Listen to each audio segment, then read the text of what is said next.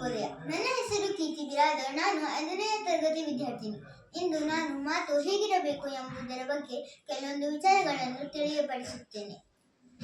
ಮಾನವನನ್ನು ಇತರ ಪ್ರಾಣಿಗಳಿಂದ ಬೇರ್ಪಡಿಸಿ ನಾಗರಿಕತೆಯ ಬದುಕನ್ನು ನಡೆಸಲು ಕಾರಣವೇ ಮಾತು.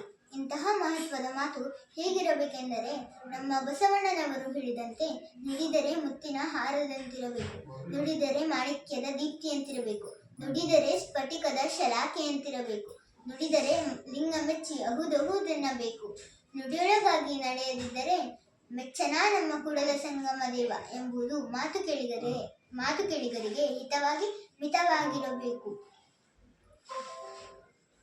ನಾಲಿಗೆ ಒಳ್ಳೆಯದಾದರೆ ನಾಡೆಲ್ಲ ಒಳ್ಳೆಯದೇ. ಮಾತು ಬಲ್ಲವನಿಗೆ ಜಗಳವಿಲ್ಲ, ಊಟ ಬಲ್ಲವನಿಗೆ ರೋಗವಿಲ್ಲ. ಇಂತಹ ಮಹತ್ವದ ಗಾದೆ ಮಾತುಗಳು ಮಾತಿನ ಮಹತ್ವವನ್ನು ತಿಳಿಸುತ್ತವೆ. ಮಾತಿನ ಬಗ್ಗೆ 3 W ಮತ್ತು 2 H ನಿಯಮಗಳನ್ನು ಪಾಲಿಸಬೇಕು. ಅವೇನೆಂದರೆ what to talk, when to talk, way to talk, how to talk, how much to talk ಎಂಬುದು. ಒಟ್ಟಿನಲ್ಲಿ ಮಾತು ಹಿತವಾಗಿ, ಮೃದುವಾಗಿ ಎದುರಿನವರ ಮನಗೆಲ್ಲುವಂತಿರಬೇಕು. ಧನ್ಯವಾದಗಳು.